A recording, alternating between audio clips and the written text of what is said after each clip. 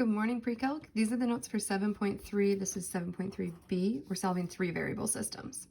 So before we start, I want to do a quick review because we're going to be using these skills a lot. So we're going to remember solving by elimination. So I've got a system right here. If I want to eliminate these x's, I'm going to multiply the whole row by -3. So now I've got 3x plus 2y equals 7. You know, that one doesn't change. But I've got -3x plus 3y equals +3.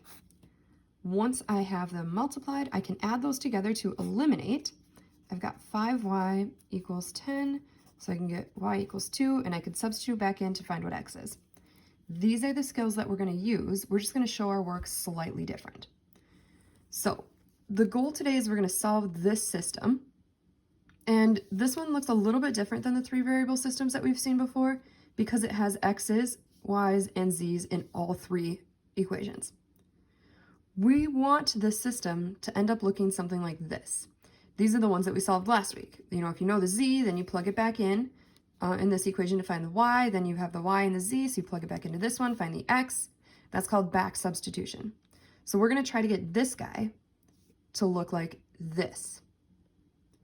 And these are the three things that we can do to go from here to here. We can switch row orders, so I could take this one and put it up top.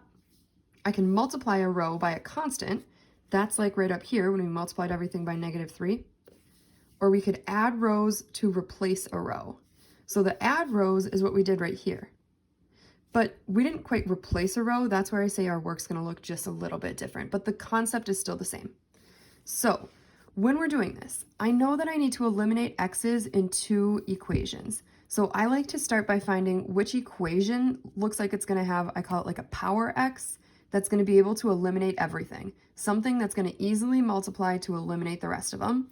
And I'm looking like 1x can multiply to anything to eliminate, so that's a pretty powerful one, and so is this one. So you could pick either one of these to be our top row. I'm just going to pick this one. It doesn't matter which one, it'll work both ways. So I'm going to rearrange these orders.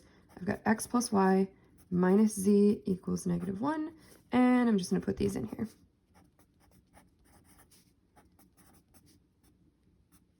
Equals 1, and x minus 2y minus 3z equals 2. Remember, the goal is to get rid of this guy and this guy now. And we're going to do it in two different steps. So I'm going to get rid of this guy first. In order to get rid of this guy, I'm going to multiply this top row by -1.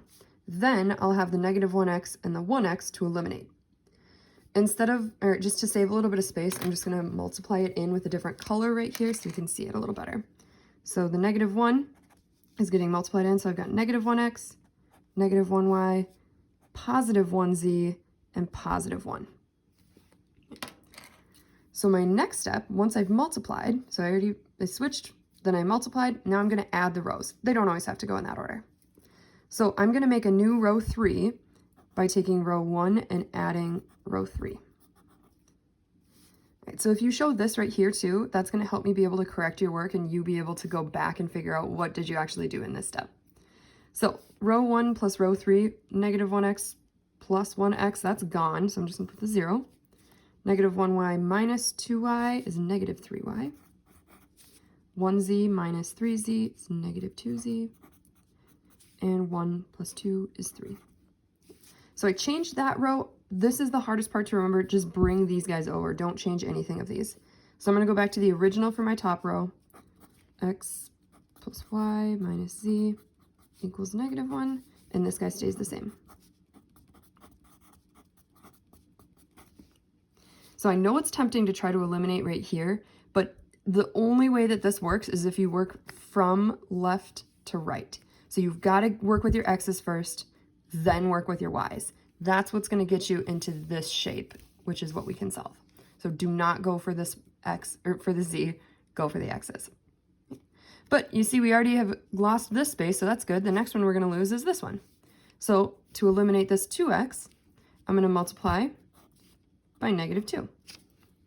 Again, I'm just going to do this in color right here so I can see what's going on and save a little bit of space. So this is -2x minus 2y plus 2z plus 2.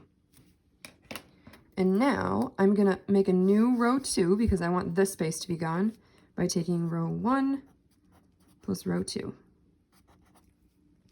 And that gives me negative 2x plus 2x, that's eliminated, that's gone. Negative 2y plus 4y, 2z plus z, and 2 plus 1.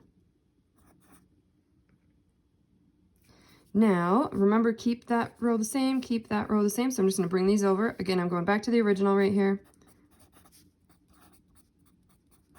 And this one stays the same.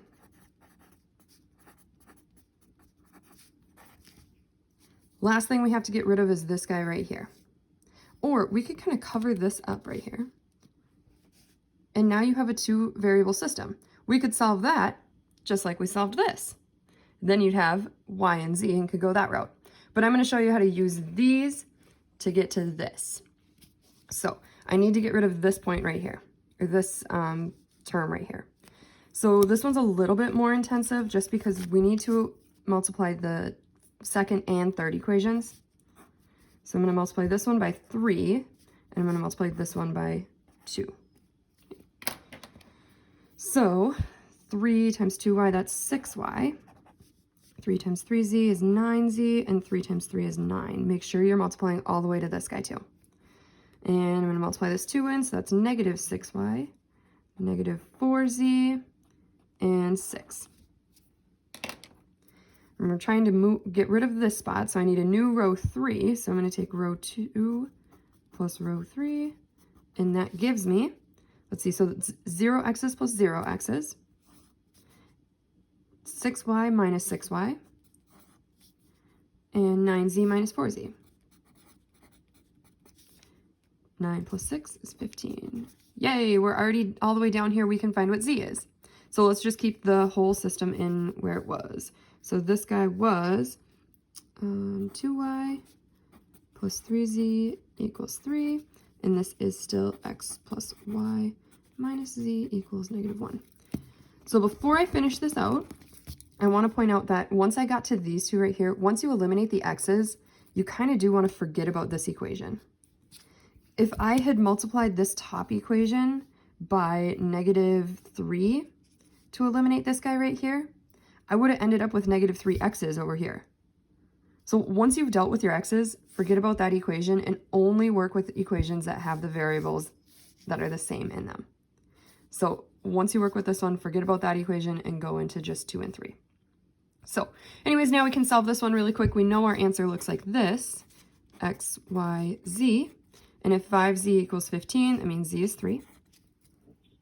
So I'm going to use back substitution, go into here. 2y plus 3z equals 3. 2y plus 9 equals 3. That's 2y equals negative 6. So y is negative 3. And substituting both of these back into that top equation, I've got x plus negative 3 minus 3 equals negative 1. So that's x minus 6 equals negative 1.